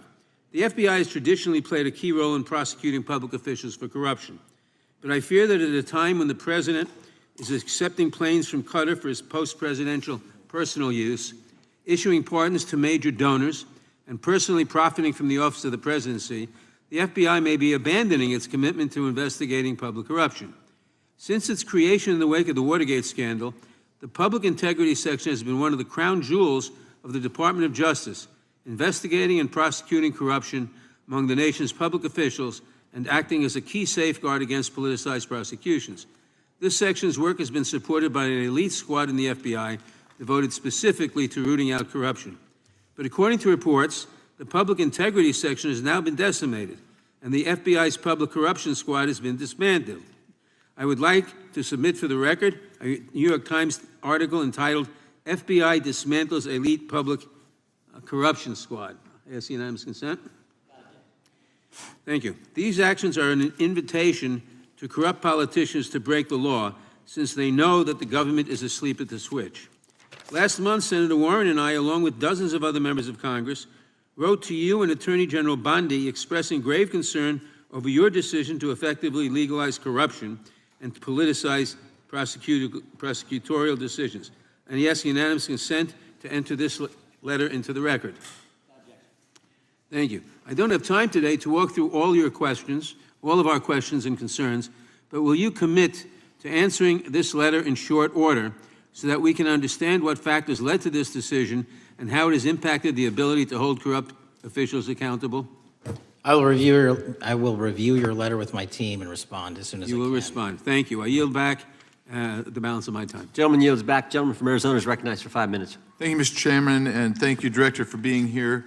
I appreciate the change in the FBI and the tone since you've been there. We heard the ranking member, however, describe the FBI under your leadership as being resorting to political enforcement and you personally as being paranoid. I would just suggest that perhaps that is the projections of the ranking member himself and not you, sir. I want to refer to something that was said yesterday in yesterday's hearing by Senator Grassley. He said, "It's well understood that your predecessor left you an FBI infected with politics." At your nomination hearing, he gave you records, made public records about whistleblowers regarding something called Arctic Frost. Arctic Frost was the FBI case opened and approved by anti-Trump FBI agent Thibault, and Arctic Frost became Jack Smith's elector case. The new records show that Arctic Frost was much broader than just an electoral matter. In fact, it was expanded to Republican organizations.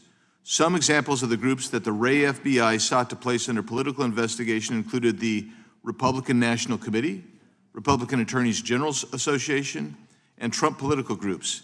In total, 92 Republican targets, including Republican groups, Republican-linked individuals, were placed under the investigative scope of Arctic Frost. On that political list for investigation was one of Charlie Kirk's groups, Turning Point USA. In other words, Arctic Frost wasn't just a case to politically investigate Trump. It was the vehicle by which partisan FBI agents and DOJ prosecutors could achieve their partisan ends and improperly investigate the entire Republican political apparatus. I'd ask that, Mr. Chairman, that document be administered. Without objection. So, I know that this may be under current investigation, but I wish to ask specific questions about this for just a moment. What search tools were used in Arctic Frost to view private communications of targets? I believe the traditional search tools, search warrants, lawful service of process, and the tools that the FBI has in our infrastructure systems, cybersecurity systems, and counterintelligence systems. But generally speaking, if I may, I want to use this to highlight the fact that I'm continuing my promise to work with Congress to produce documents simultaneously and also conduct ongoing investigations. I'm giving you as much as I can, and I'll give you more when I can. Thank you. Another question regarding that is, were there any directives from the Biden White House concerning the Arctic Frost investigation? Were there any, directives or communications from the Biden White House itself concerning the Arctic Frost investigation? I'll just rely on what was turned over to date, sir. Okay.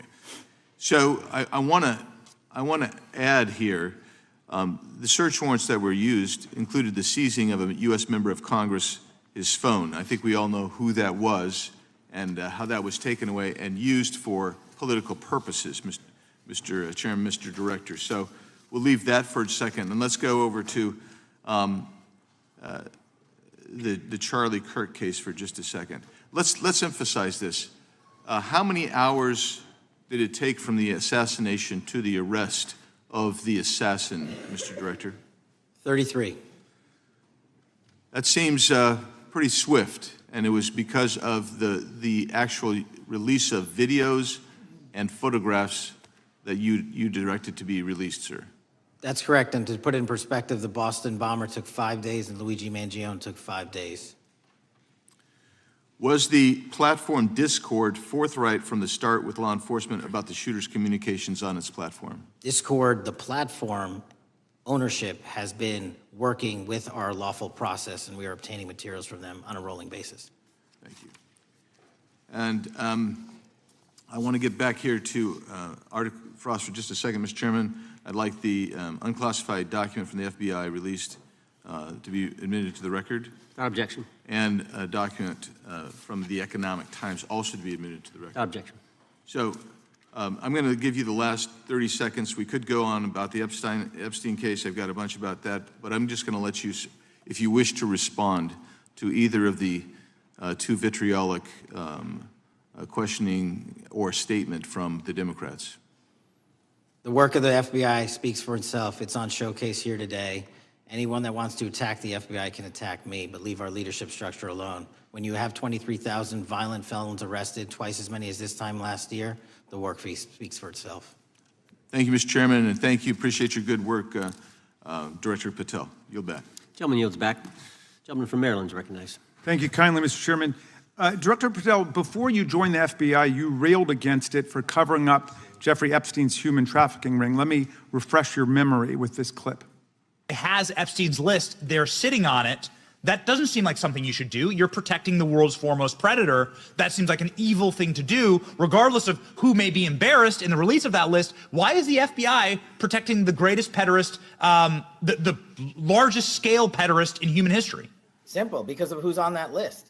So you finished that December 2023 interview with a challenge to the FBI and harsh words for Republicans in Congress for not getting the Epstein files out to the public.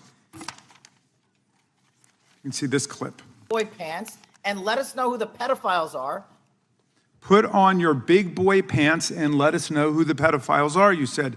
You emphasized that the president and the FBI director each had complete authority to release Epstein's client list.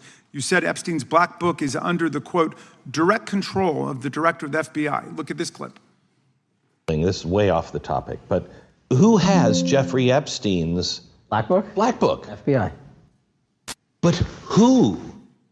That is, I mean, there's... Oh, that's under direct control of the director of the FBI. All right, so you were sworn in as director more than 200 days ago. Now the black book is under your direct control. So why haven't you released the names of Epstein's co-conspirators in the rape and sex trafficking of young women and girls? The Rolodex, which is what everybody colloquially refers to as the black book, has been released. Oh, no, you're talking about what the journalist got 5 years ago? No, that's not what we're talking about. We're talking about what you were talking about there, That's the black exactly book what I under was the direct control of the FBI director. We have released more material than anyone else before. The Biden administration, Obama administration had the exact opportunities to release this material, and they never did. And if you are selling the men and women of the FBI, Why we're have not you going after changed your child predators. position? Hang on, you said we're not going after child predators. 1,500 child predators arrested this year, 35% increase, I'll reclaim my time. 4,700 child victims Mr. Chairman, I'm going to found. reclaim my time if you could instruct the witness. Why have you changed your position? There you were saying it's under the direct control of the FBI director and all of it should be released. Why have you changed your Everything position? that has been lawfully permitted to be released has been released. And as I told you, Really? the investigation was limited. And let me make something crystal clear. I never said Jeffrey Epstein didn't traffic other people, other women, and they're not other victims. This is the investigation we were given from 2006, 7, and 8, and the search warrants from 2006, 7, and 8. That's what we're working with. Well, wait, have you released all of the stuff that the FBI has seized from Epstein's house? The computers, the emails, the file cabinets, the documents? What Every- about the financial records? Have you released all of that? Everything the court has allowed us to Which release. court are you talking about? 3 separate federal courts have come in and said. We're there are talking about the 3 evidence you've got. It's got nothing to do with what those courts have. Do you have any We're talking idea about how the evidence- law works? Do you want me to break the law in a federal judge's order? No, to I want you to satisfy follow your own curiosity? word, Director Patel. You said up there it was under the direct control of the FBI director. He had the black book. Everything have you released? I have direct control over, we have gone to court. You And haven't. complete We your went sentence. to court. Everything you have direct We- control over, you we said. have gone to court, and everything we have direct Director control Patel, over. complete your and sentence. can You said lawfully everything- release. The We're gentleman- releasing. He'd like to complete his answer. You began the sentence, everything you have direct control over, and then you stopped that sentence. You've released everything that you have direct control over? I have direct control over and can lawfully release. If you're not familiar with the court orders, that's not my fault. Oh, I'm Go perfectly, look at them. I'm Go perfectly to familiar court. with them. But how did we prosecute Ghislaine Maxwell? She was prosecuted with the investigatory material that was collected from 2001 and 2005 because of the non-prosecution agreements and the court orders on the investigations and search warrants. We were not able to develop new information. And oh, by the way, Jeffrey Epstein was out for 12 years, and the Obama and Biden administration did nothing to look at his work, his pedophile network. If you want to blame me, that's fine. But now you're blaming the men and women who conducted this Stop great that. search. I'm not blaming anybody other than you. You're not keeping your word. You said that you would release all of the materials Has under your anyone direct released control. more information on Epstein than I have? Has anyone? Much Did more. Comey? Did Ray? Much Did more. they? Excuse me. Much more has come out in the days since the American people in Congress have been demanding it. But it's coming out in dribs and drabs. Why don't you just release the entire file as you promised to do? I literally just told you, there are multiple federal court orders. I'm not going to break the law to satisfy your curiosity. You didn't join us when we filed court to release the court orders. You could have. You have lawyers. You could have shown up. You didn't do that. That's a tiny fraction of the material we're talking That is about. not. It is How a do you- tiny fraction. How do you know that? Have you seen No. everything? It's all misdirection. How do you know Time that? of the gentleman has expired. The gentleman from California is recognized. Well, thank you, Mr. Director. Just to be clear, how many of the Epstein files were released in the 4 years of the Biden administration? 0. And how many have you released? I don't have the number, but it's got to be thousands of pages of stuff. I was going to ask you to begin whether Americans are safer today than they were 9 months ago, but you cited dramatic increases in criminal arrests since you've taken office, a dramatic decrease in crime that's resulted. Who would have thought that taking criminals off the streets would reduce the crime rate? But somehow we have stumbled upon that new truth. But it begs the question, what was the FBI doing during the 4 years of the Biden administration to see that dramatic an increase in work under your tenure? The simple answer is I'm letting good cops be cops. We're working with our state and local law enforcement. We're energizing our partnerships. We're bringing on more task force officers. When you have more cops in the streets, when you're using ground-based intelligence, when you're not weaponizing law enforcement and focusing on D.C. and focusing on the rest of America, this is what happens. It is not a significant mind shift in terms of how we maneuver the FBI. They've wanted to do this work since they signed up. We're just letting them. And we've seen many prominent Democrats oppose your efforts to restore law and order to the streets of our nation's capital. I mean, all of us here have seen a dramatic change for the better here in Washington, D.C. Why are so many Democrats attacking you for that? Sir, Democrats have been attacking me for a decade, as is the fake news media.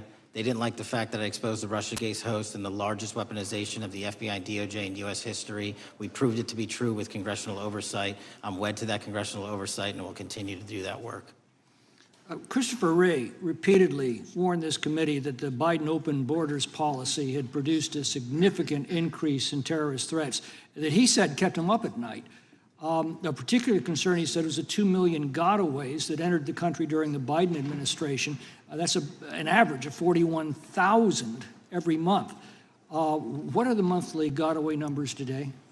Sir, I'll have to get back to you on the exact gotaway numbers, but identifying that there are gotaways is step one. Going and manhunting them is step two, and that's what we're committing our resources to do. Well, that's my next question, is what progress has the administration made in apprehending and removing terrorist threats that came in during the Biden years? I think you're talking about, if you're not, let me know, known or suspected terrorists, and we've encountered almost zero at the southern border since the southern border has been sealed. But the problem that we are running into is our northern border. It's largely expansive. The enemy has adapted, and we need more focus on the northern border to stop known or suspected terrorists from coming in from places like China, Russia, the Middle East, Africa, Afghanistan. And what can you tell us about the remaining threat posed by potential terrorist cells here in the United States?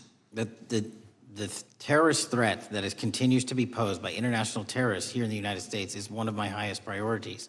We are working through our intelligence community partners to identify those individuals, and we've taken down numerous individuals in numerous rings across this country to neutralize that terrorist threat, including places like New York City, Los Angeles, and I believe Dallas, Texas most recently. How extensively did criminal cartels like Sinaloa, Jalisco, New Generation, MS-13, Trinidad, and others infiltrate our country during the Biden administration? By the tens of thousands. Well, and what progress have you been making in combating their presence? I think the DHS is best to speak to that, but I think I can't remember the numbers of tens of thousands or hundreds of thousands of individuals they found that came in illegally, and the tens of thousands that associations to criminal networks have all been deported. And that effort is being opposed every step of the way by Democratic leaders in our cities, some of our states, and right here in the Congress. Isn't that true? Well, we're just working where we can in every single city we can, and I welcome the opportunity to partner with Republicans or Democrats on fighting violent crime like we're doing. Mr. Biggs asked about Arctic frost. What else can you tell us about that and what we need to do to assure that it never happens again? Continue the congressional oversight work that you're doing on Arctic frost. Let me provide you with more documentation on Arctic frost, and also call in witnesses from the paperwork that we have given you. You have that right, and the American public deserves to hear what those people have to say. As for my ongoing investigation, there's not much I can say. What role did the FBI play in suppressing the Hunter Biden laptop story during the 2024 election? Off the top of my memory, sir, I believe the FBI was in possession of verified information from that laptop, and it was improperly publicized that they did not have information and masked it as Russian disinformation. We now know that was categorically false. I don't know why the FBI did that, when they did that, but we've released all the materials related to that. Thank you. Gentleman yields back. The gentleman from New York is recognized. Mr. Golden. Mr. Patel, does Donald Trump appear anywhere in the Epstein files? I'm sorry, could you say that again? It's not a complicated question. Does Donald Trump appear anywhere in the Epstein files? I didn't say it was a complicated question. I just didn't hear you, so my apologies. We have released where President Trump's name's in the Epstein files and everybody else, and all credible information that we are legally allowed to release has been released. All right, so let's go through that.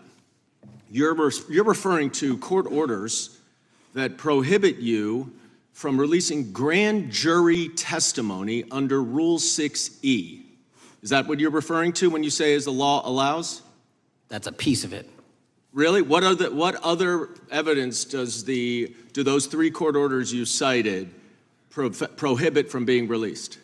Information that was collected pursuant to those search warrants that were limited in fashion. Wrong. That's not what the court order says, and that's not under 6E. And you're talking, and I said that's 6E, and I said there was others, and I'm answering that. There are sealed court order documents. There are protective orders. They are unsealed as part of discovery given to Ghislaine Maxwell. They are no longer sealed. That's just not true. We can argue about it all you want. Okay, well, you agree that there are, so your testimony here is that the reason why you are not releasing all of the videos that you have acknowledged, there are so many, and that the FBI spent thousands of hours of reviewing, the photographs, the photographs that you have. You're saying that you're not releasing those because there's a court order requiring them to be sealed? Is that your testimony? Never said that about the videos. On the totality of the videos, of the thousands of images that were seized pursuant to the search warrants executed at the time,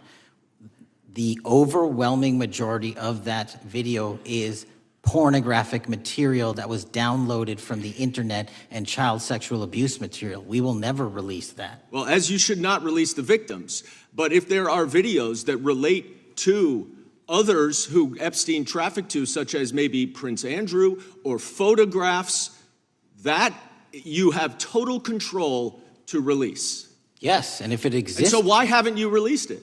Why are you supposing that that is a fact when in fact it is false?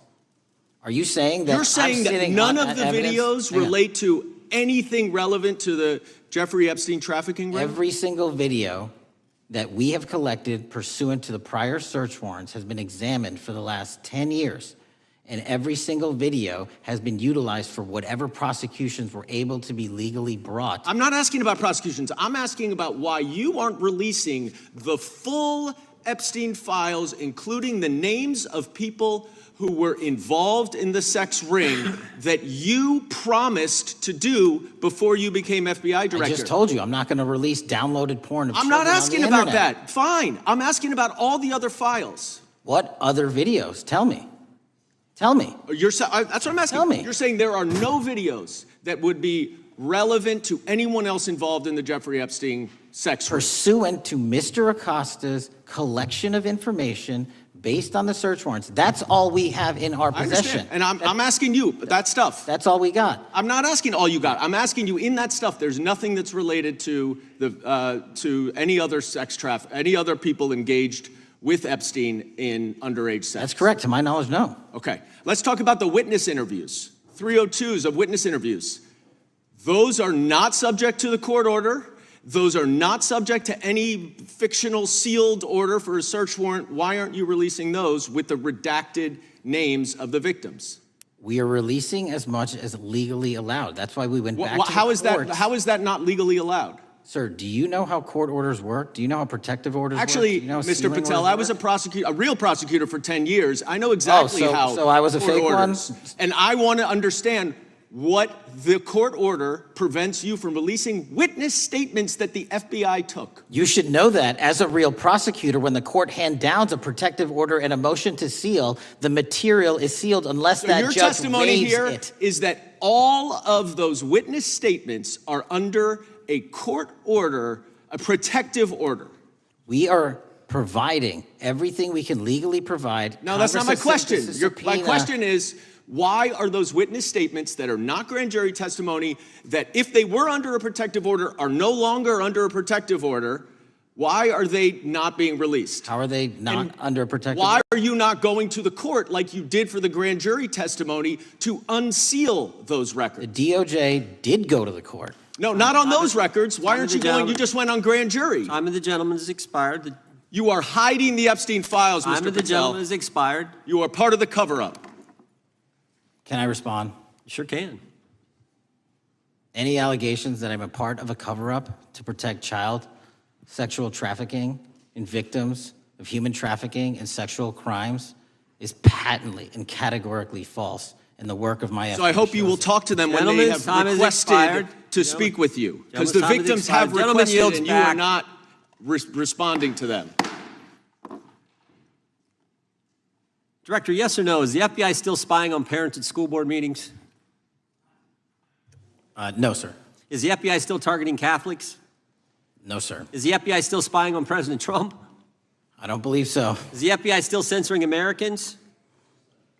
No, sir. Is the FBI still targeting Americans for shopping at Cabela's or purchasing Bibles? Nobody is targeted for their faith. Is the FBI still targeting Americans who are pro-life?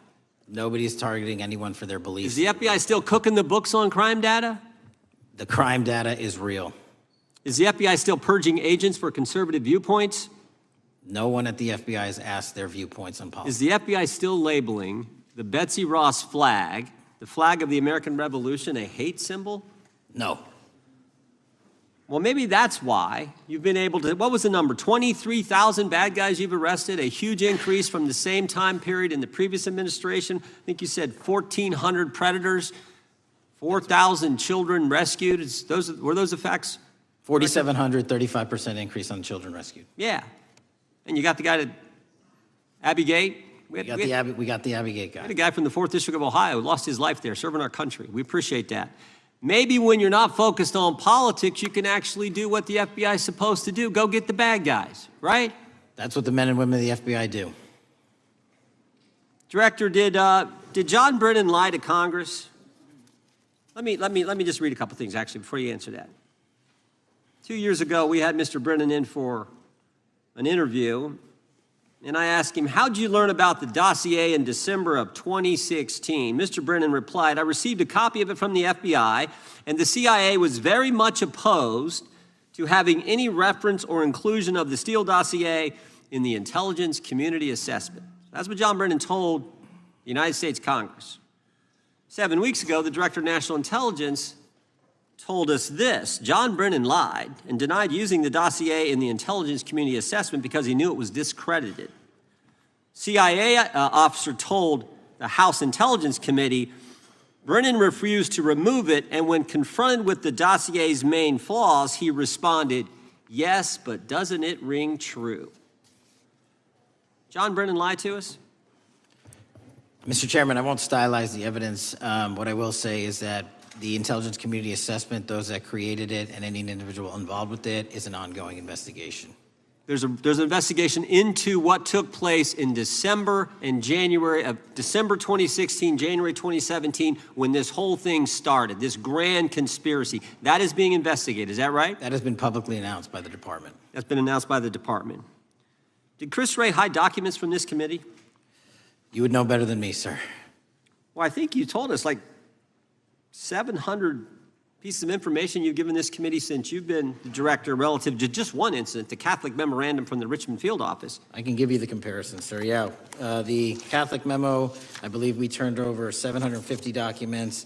In Mr. Ray's tenure, I believe they turned over 19 pages. 19 pages. You've given us 700. Why would Chris Wray hide information from this committee? You'd Want have to to hazard a guess? I'm sorry? Hazard a guess why he would do that? I don't know, sir. I think maybe it was because FBI was spying on a priest, trying to get him to break the priest penitent confidence that exists. You think maybe that was the reason? You'd have to ask him, sir. Yeah, we'd love to do that. I want to read a few names here. Arctic Haze, Tropic Vortex, Riding Hood, Foggy Falls, Echoes Fate, Sirens Lure, Genetic Christmas. What are these code names about, Director? You know? Not off the top of my head. Well, Arctic Haze, Tropic Vortex. My understanding, these are code names for leak investigations of classified information from the year 2017. Does that ring a bell? In terms of leak investigations, many of those are classified and many of those are ongoing, Mr. Chairman. But we are working with you to produce documents as we close those investigations or as we declassify them. Let me ask you this question, because this is something I've wondered about, the way the FBI used to work. This whole thing so many of these things unfolded. Seems to me you had all these people in government leaking information that then gets reported in the press, and there's a story written about it, and then that article is then used to further the investigation and move forward with what they want to do. Did that take place back in 16 and 17? That's the exact scenario that took place in the FISA application for Carter Page and the rest of the Trump campaign. And that is frightening, because that's what the CIA is supposed to do in foreign countries. It's not supposed to happen to Americans, but it did, didn't it, Director? Yes. And not just any Americans, it happened with the President of the United States. Is that accurate? Yes, sir. Yeah, and you were the key guy in helping expose that. And I think our country will be forever grateful for what you did to let the country know that was going on involving Americans, which is not supposed to happen, and not just, again, any American, but the President of the United States. Chair now recognizes the gentlelady from California. Thank you, Mr. Chairman. I'm concerned by reports that FBI agents have been diverted from their important work on crime and anti-terrorism to work on matters that are not critical to our safety. I'd like to play the video, the whole video Jeffrey clip. Epstein's Black Book? Black Book. FBI.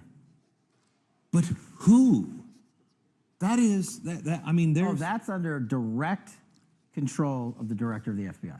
But the Black Book, it's not just sitting, I mean, that's Hoover power times 10. And to me, that's a thing I think President Trump should run on. On day one, roll out the Black Book. In contrast to that attitude of let it all out, we're getting reports of actions that run contrary to getting everything out and that also involve diversions of FBI resources. For example, an FBI whistleblower reported that you were pressured by the Attorney General to place 1,000 personnel on 24-hour shifts to mine roughly 100,000 Epstein-related records to redact President Trump's name from the files. Bloomberg reported this, that you directed FBI special agents from the New York and Washington field offices to join the Bureau's FOIA employees in Winchester and another building a few miles away, and that while reviewing the Epstein files, FBI personnel identified numerous references to Trump in the documents, and people familiar with the matter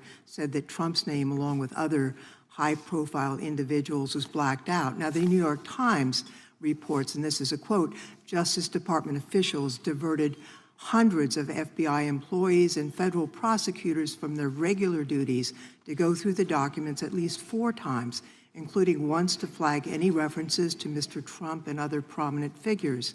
Details of the review were based on accounts by 3 former FBI and Justice Department officials who spoke on condition of anonymity because of fears of retaliation, and further that the FBI finished, after they finished its review of the files and materials, was sent to a team of Justice Department lawyers who double-checked the FBI's redactions and, quote, were instructed to flag any mentions of Mr. Trump and other celebrities. Now, I have 3 questions for you, Mr. Patel, about this. First, how many times did President Trump's name appear in the Epstein files? Was it more than 100, more than 1,000? Were the agents who were pulled from their duties to redact the president's name from the Epstein files working on criminal cases or national security cases or child sex trafficking cases? And are the number of agents that have been reported diverted for these purposes, is that accurate? No. No what? You asked if it was accurate. I said it wasn't. So you're saying that none of this happened? No, I'm saying it was inaccurate. Okay. How many times did President Trump appear in the Epstein files? More than 100? More than 1,000? No, and what we've been able to release is what we've been legally able to release, and that has No, been that's not the question. public. I asked you, how many times did the president's name appear? I don't know. It's your testimony. You do not know that answer. The number of times, no. Could you tell us how many agents were diverted for this task and what they were working on? When you say diverted, you make it seem as if agents were pulled off what they do all the time. Agents at the FBI masterfully do double duty and triple duty. And because of the public's interest in this case, we flex resources to make sure that we could answer the public's signal demand. So do you want us to look through the material and provide it to you, or you do not want us to do that? So it's Which your, one is it? it's your testimony that no one was diverted from a criminal matter, that this was a top priority to go through these this material to look for Mr. Trump's name. Is that your testimony? That's the highest priority for the FBI? What's one of the most impressive things about the FBI leadership and the careers that are in place is that they make the decisions on who to send where on priorities and make sure the mission needs are not hurt. And that's what happened here. It's shocking to me that the FBI would think that erasing Mr. Trump's name from the Epstein files is a high priority when we have crime, we have national security threats, we have terrorism threats, we have murders such as that occurred, unfortunately, with Mr. Kirk. It's shocking to hear that that's your highest priority. And with that, Mr. Chairman, I That's yield literally back. not what I said. Gentleman yields back. Gentleman from Wisconsin is recognized. Director, is President Trump implicated in any wrongdoing related to Jeffrey Epstein? Based on the entirety of the evidence that we have, absolutely not. The president is not implicated. Correct. Thank you. I want to talk a little bit about China's malign influence here in America. And, we've seen spy balloons traverse the United States. We've seen police stations in communities around America. And sitting in the chair you're in just 2 years ago, there was a sheriff from Cochise County, Arizona, Mark Daniels, that was here, who said that the exponential increase in the amount of fentanyl that is coming into America is directly related to the open borders policies of the previous administration. Do you agree with Sheriff Daniels' characterization? In large part, yes. So since you've been director, has there been a reduction with, I mean, we've talked about how the border is largely secure now, right? The southern border, yes, sir. The southern border is largely secure. Has there been a concomitant reduction or a reduction in the amount of fentanyl that is coming into America? There has been a massive reduction to the tune of, we've seized more than 25% year-to-date this year than the prior year, and that's enough fentanyl to kill 120 million Americans. Does China play a role in this fentanyl that's coming to America? As I stated in my opening, sir, what they do and the companies in China, mainland China, do is produce the precursors and the cutting agents that they ship overseas through various countries into the Mexican drug cartels who produce it. So they basically are the cooks in terms of the ingredients. Tell us, what is the FBI doing to stop China from delivering death to America? So for the first time in a decade, I actually reached out to my counterpart at the Ministry of Public Security. No one at the FBI had done so, to engage. Ministry of Security, where's that? In mainland China. In mainland China, okay, thank you. To engage in a conversation to say, hey, can we have a certain number of these precursor chemicals listed in China so that they become illegal and illegal to trade. We're also working with our counterparts in places like India and Guatemala because the transshipment routes of the precursors, the Mexican drug cartels have gotten creative, and instead of coming directly to America, are going into these countries. And we've had massive success in India and Guatemala, and in those governments, great partnerships in shutting down the ability to ship the precursors into those countries, which are ultimately destined to America. So those people that are working with security agencies have been working with you, is that accurate? Yes, sir. So I want to turn to a couple cases that are at the University of Michigan, where Chinese nationals, on behalf of the Chinese government, smuggled in illicit biological materials, stuff that can harm our agricultural industry. What actions are you taking as we see repeated stories of Chinese nationals doing this in the United States? So just that, sir. In this calendar year alone, as I was mentioning, our counterintelligence operations and cases brought against the Chinese are up by, I think, something like 40%. And specifically, the cases in Michigan show two threat streams, not just against our agricultural industry, which is a threat to national security, but they were also bringing in chemical agents in mushrooms. I'm not the exact expert. That would have ultimately hurt our population. We arrested and charged all of those individuals, and we are aggressively going after them in every single state because they weren't doing it in Michigan alone. Should research universities across the United States be doing a thorough job of vetting Chinese nationals that are coming to their universities? They should. Turning to spying in America, you know, we heard the stories about Senator Dianne Feinstein's driver, who was a Chinese spy. We're familiar with Linda Sun, who worked in Governor Hochul's office, Christine Fang in California. What are you doing to find these people who are Chinese spies that are trying to burrow themselves into the politics of America? Because we know it's happening, right? Yes, it is. And what our counterintelligence unit is doing is aggressively seeking the intelligence into where these individuals are working. Then we are utilizing our operational authorities to go in and investigate them either through our human source networks and collecting information through lawful process, online, search warrants, and data so that we can bring proper arrest charges and publicize to the world what they're doing here. And just because we've caught a few doesn't mean we've caught everybody. We've got a lot more to go. I get one more quick question in. The FBI arrested a judge in Wisconsin, Hannah Dugan, for interfering with a federal law enforcement operation. Could you tell us a little bit about that? And is a judge above the law here in the United States of America? Well, no one is, and that case is ongoing. But as you stated, and these allegations that there was an interference in a federal lawfully